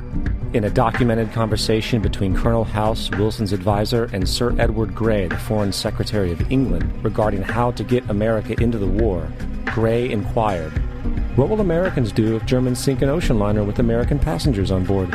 House responded, "I believe that a flame of indignation would sweep the United States, and that by itself would be sufficient to carry us into war." So, on May 7, 1915, on essentially the suggestion of Sir Edward Grey, a ship called the Lusitania was deliberately sent into German-controlled waters, where German military vessels were known to be. And, as expected, German U-boats torpedoed the ship, exploding stored ammunition, killing 1,200 people. To further understand the deliberate nature of this setup, the German embassy actually put advertisements in the New York Times telling people that if they boarded the Lusitania, they did so at their own risk, as such a ship sailing from America to England through the war zone would be liable to destruction. In turn, and as anticipated, the sinking of the Lusitania caused a wave of anger among the American population, and America entered the war a short time after. The First World War caused 323,000 American deaths. J.D. Rockefeller made $200 million off of it. Not to mention the war cost about $30 billion for America, most of which was borrowed from the Federal Reserve Bank at interest, furthering the profits of the international bankers. World War II. On December 7, 1941, Japan attacked the American fleet at Pearl Harbor, triggering our entry into that war. President Franklin D. Roosevelt declared the attack was a day that will live in infamy. A day of infamy indeed, but not because of the alleged surprise attack on Pearl Harbor. After 60 years of surfacing information, it is clear that not only was the attack on Pearl Harbor known weeks in advance, it was outright wanted and provoked. Roosevelt, whose family had been New York bankers since the 18th century, whose uncle Frederick was on the original Federal Reserve Board, was very sympathetic to the interests of the international bankers, and the interest was to enter the war, as we've seen, nothing is more profitable for international bankers than war. In a journal entry by Roosevelt's Secretary of War Henry Stimson, dated November 25, 1941, he documented a conversation he had with Roosevelt. The question was, how should we maneuver them into firing the first shot? It was desirable to make sure the Japanese be the ones to do this, so that there should remain no doubt as to who were the aggressors. In the months leading up to the attack on Pearl Harbor, Roosevelt had done almost everything in his power to anger the Japanese, showing a posture of aggression. He halted all of Japan's imports of American petroleum. He froze all the Japanese assets in the United States. He made public loans to nationalist China and supplied military aid to the British, both enemies of Japan in the war, which, by the way, is completely in violation of international war rules. And on December 4th, 3 days before the attack, Australian intelligence told Roosevelt about a Japanese task force moving towards Pearl Harbor. Roosevelt ignored it. So, as hoped and allowed, on December 7, 1941, Japan attacked Pearl Harbor, killing 2,400 soldiers. Before Pearl Harbor, 83% of the American public wanted nothing to do with the war. After Pearl Harbor, 1 million men volunteered for the war. It is important to note, Nazi Germany's war effort was largely supported by two organizations, one of which was called IG Farben. IG Farben produced 84% of Germany's explosives, and even the Zyklon B used in the concentration camps to kill millions. One of the unspoken partners of IG Farben was J.D. Rockefeller's Standard Oil Company in America. In fact, the German Air Force could not operate without a special additive patented by Rockefeller's Standard Oil. The drastic bombing of London by Nazi Germany, for example, was made possible by a $20 million sale of fuel to IG Farben by the Rockefeller Standard Oil Company. This is just one small point on the topic of how American business funded both sides of World War II. One other treasonous organization worth mentioning is the Union Banking Corporation of New York City. Not only did it finance numerous aspects of Hitler's rise to power, along with actual materials during the war, it was also a Nazi money laundering bank, which was eventually exposed for having millions of dollars of Nazi money in its vaults. The Union Banking Corporation of New York was eventually seized for violations of the Trading with the Enemy Act. Guess who the director and vice president of the Union Bank was? Prescott Bush, our current president's grandfather, and of course our former president's father. Keep that in mind when considering the moral and political dispositions of the Bush family. Vietnam. The United States' official declaration of war on North Vietnam in 1964 came after an alleged incident involving two U.S. destroyers being attacked by North Vietnamese PT boats in the Gulf of Tonkin. This was known as the Gulf of Tonkin Incident. This single situation was the catalytic pretext for massive troop deployment and full-fledged warfare. One problem, however, the attack on the U.S. destroyers by Vietnamese PT boats never happened. It was a completely staged event to have an excuse to enter the war. Former Secretary of Defense Robert McNamara stated years later that the Gulf of Tonkin incident was a mistake, while many other insiders and officers have come forward, relaying that it was a contrived farce, a complete lie. Once in the war, it was business as usual. In October 1966, President Lyndon Johnson lifted trading restrictions on the Soviet bloc, knowing full well that the Soviets were providing upwards of 80% of North Vietnam's war supplies.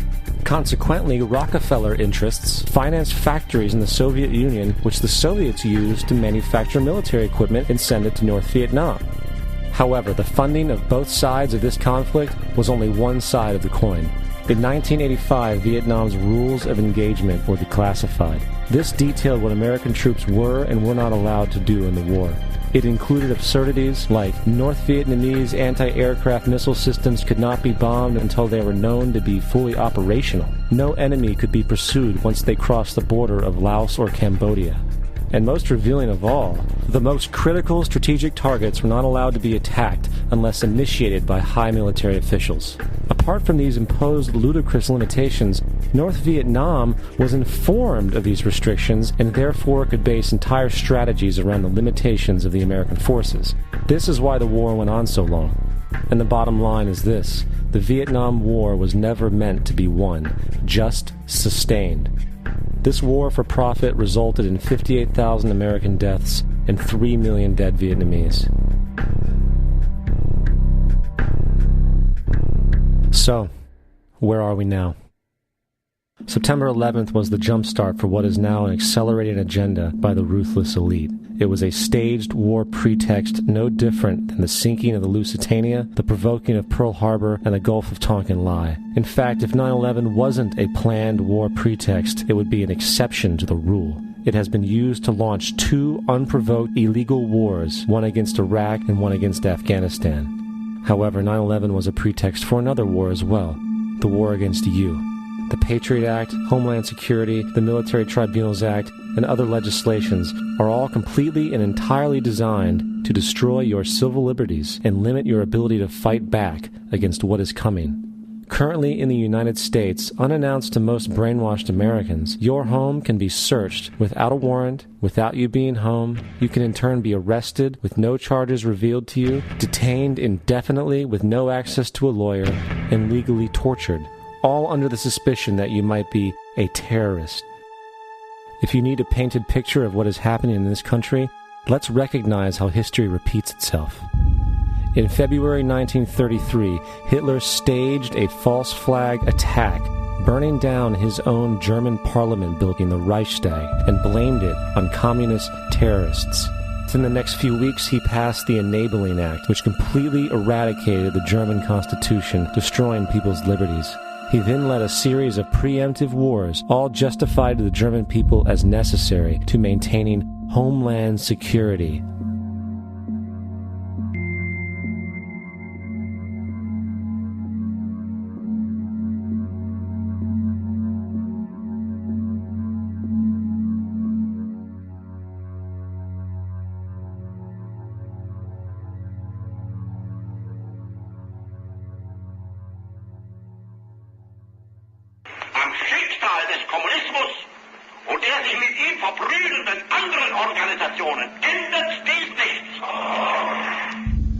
Our enemy is a radical network of terrorists and every government that supports them.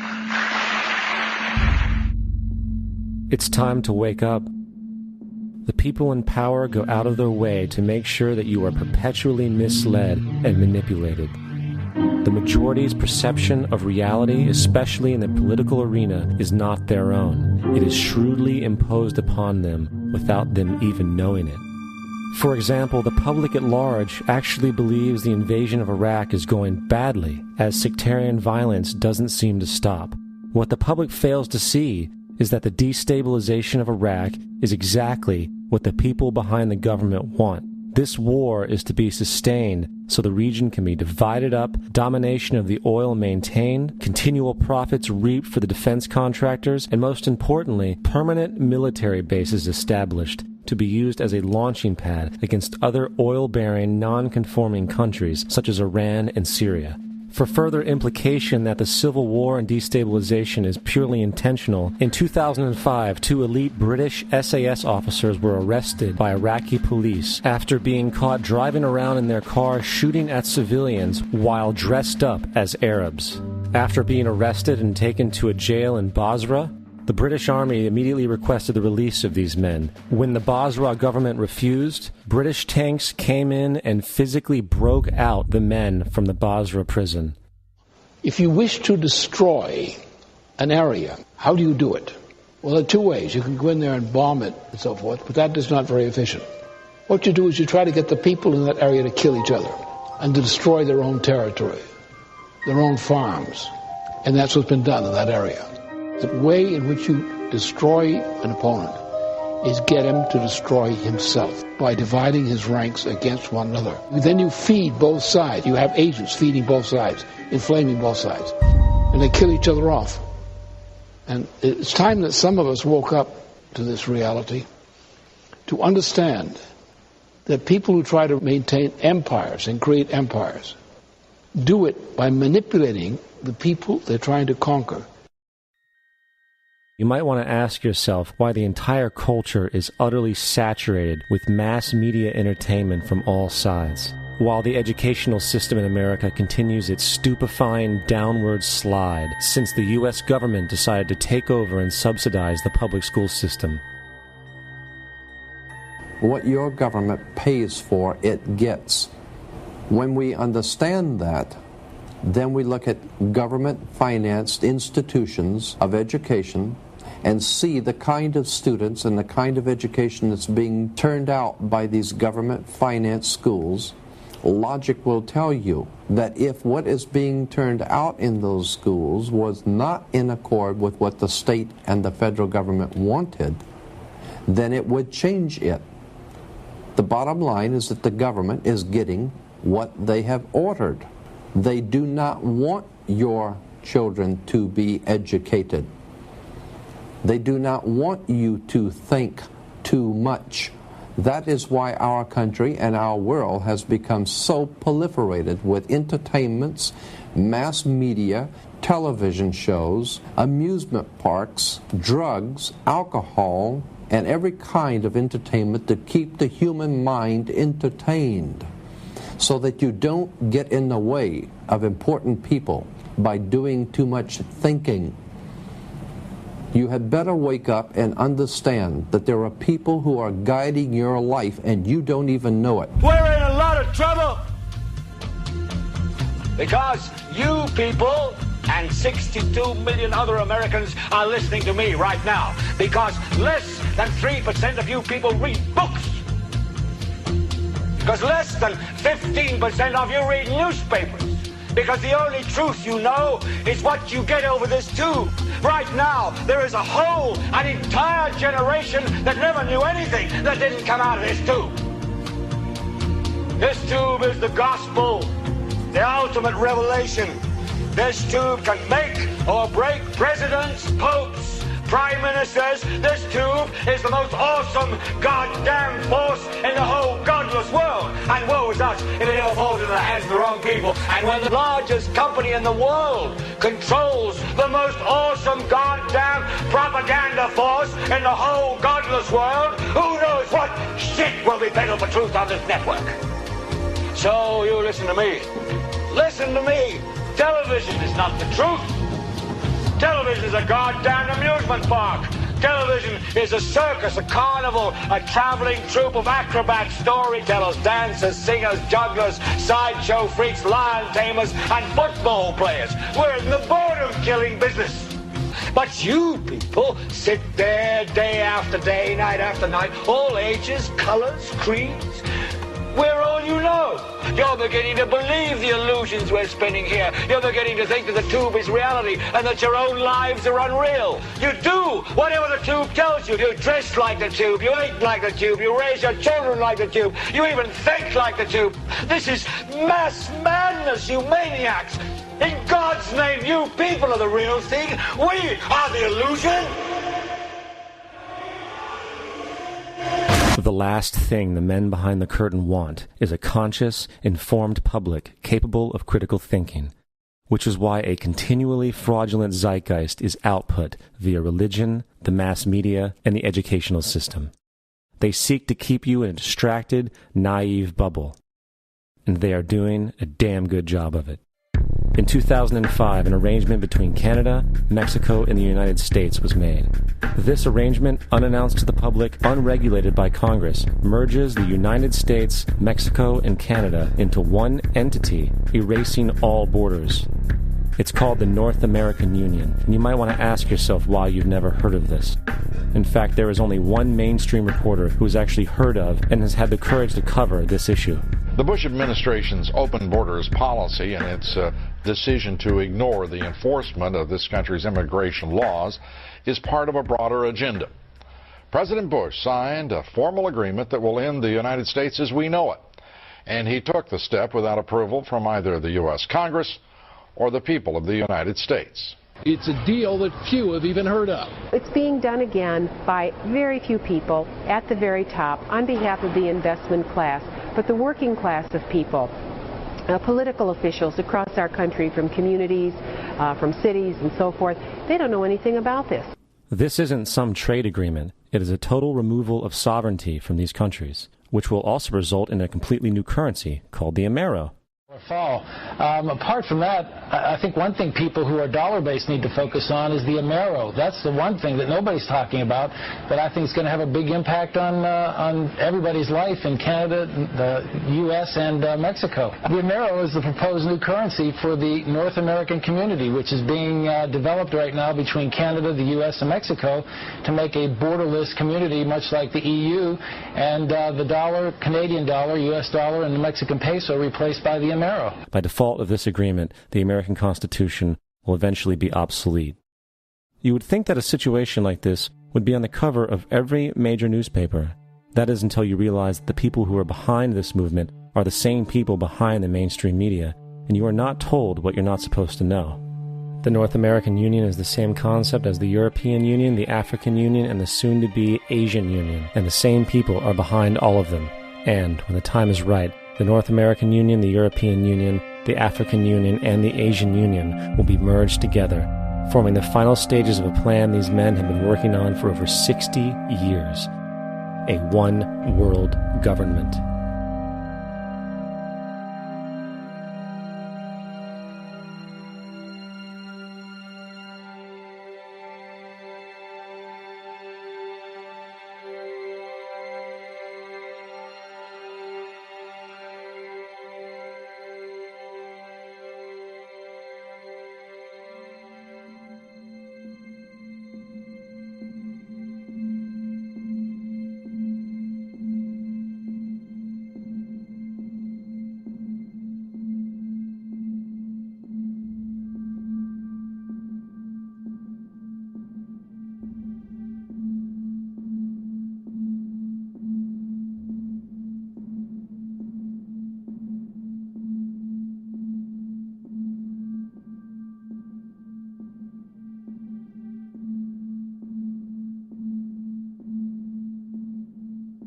One bank, one army, one center of power.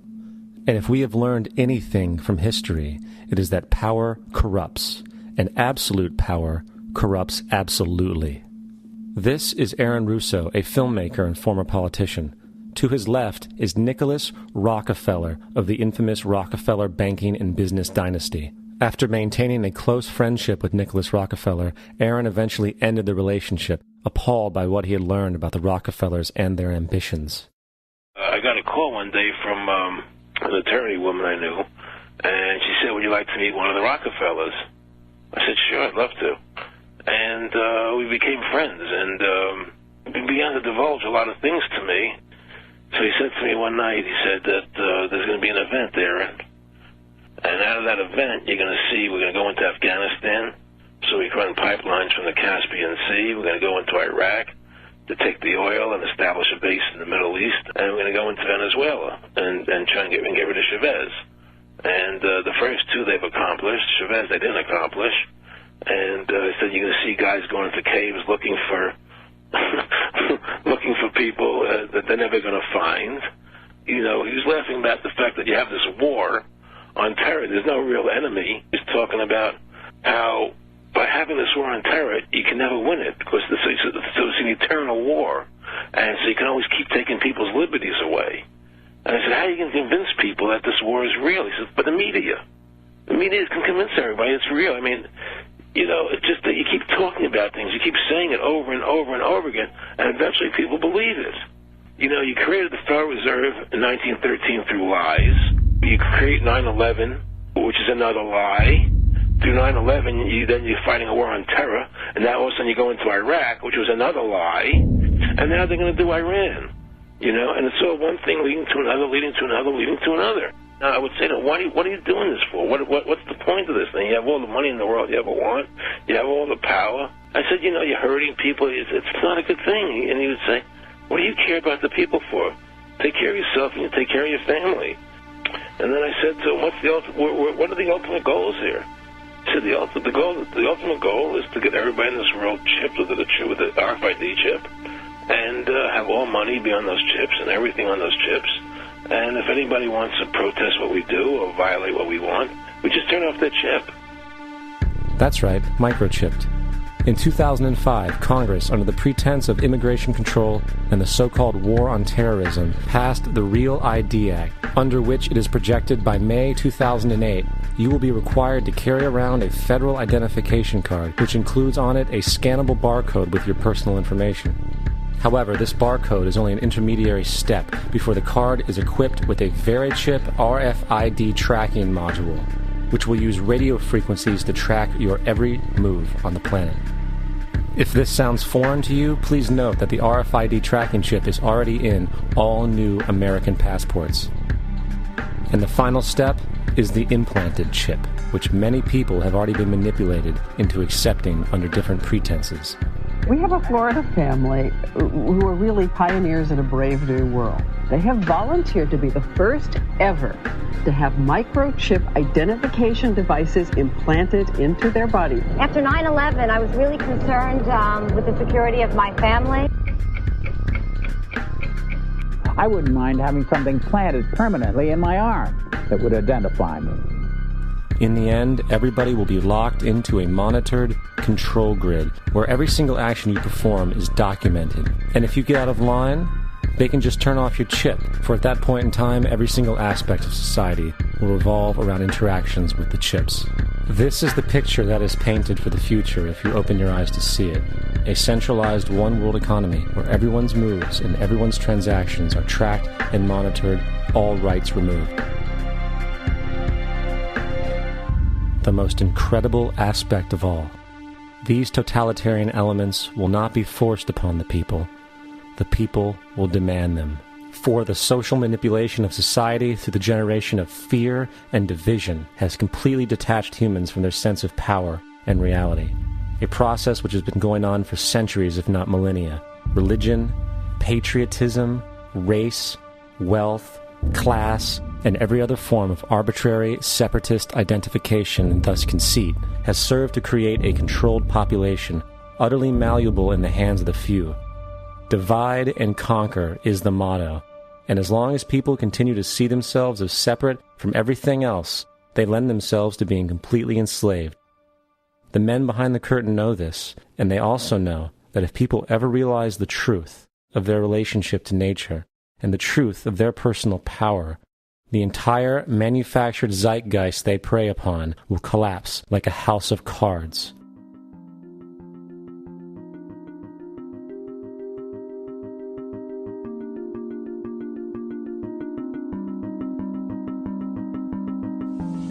The whole system that we live in drills into us that we're powerless, that we're weak, that our society is evil, that it's crime-ridden, etc., and so forth. It's all a big, fat lie. We are powerful, beautiful, extraordinary. There is no reason why we cannot understand who we truly are, where we are going. There is no reason why the average individual cannot be fully empowered. We are incredibly powerful beings. You know, I think I spent 30 years of my life, in the first 30, trying to become something. I wanted to become good at things. I wanted to become good at tennis. I wanted to become good at school and grades and everything I kind of viewed in that perspective. I'm not okay the way I am, but if I got good at things, you realize that I had the game wrong. The game was to find out what I already was.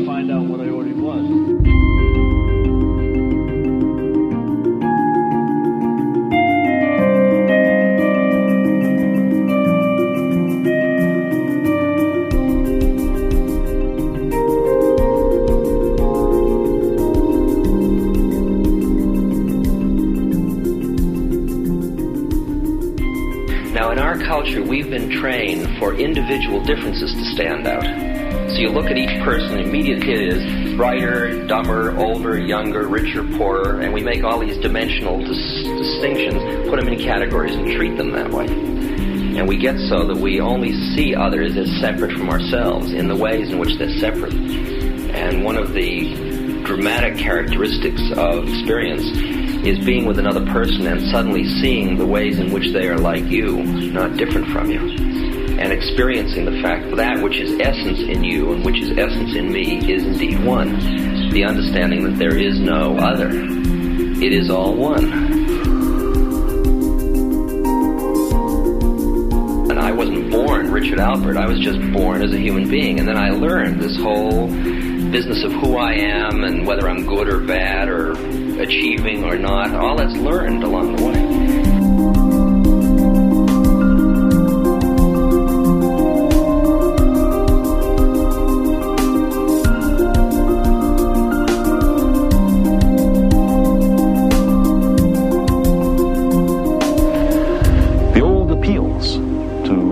Racial, sexual, and religious chauvinism to rabid nationalist fervor are beginning not to work. A new consciousness is developing which sees the earth as a single organism and recognizes that an organism at war with itself is doomed.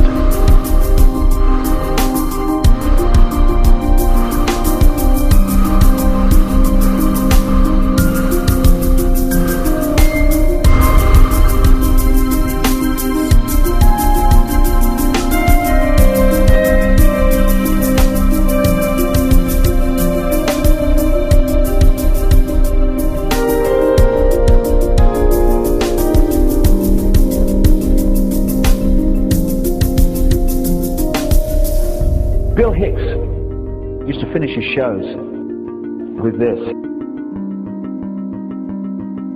Life's like a ride in an amusement park. And when you go on it, you think it's real, because that's how powerful our minds are. And the ride goes up and down and round and round. It has thrills and chills, and it's very brightly colored. And it's very loud, and it's fun for a while.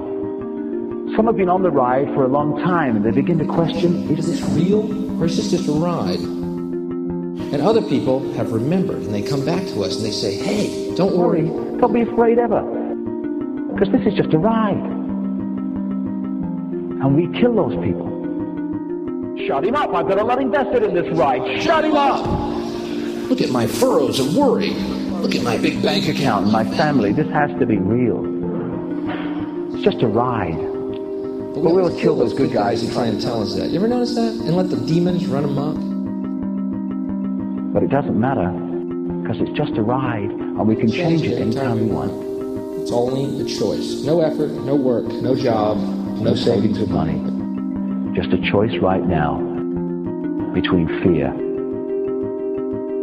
and love.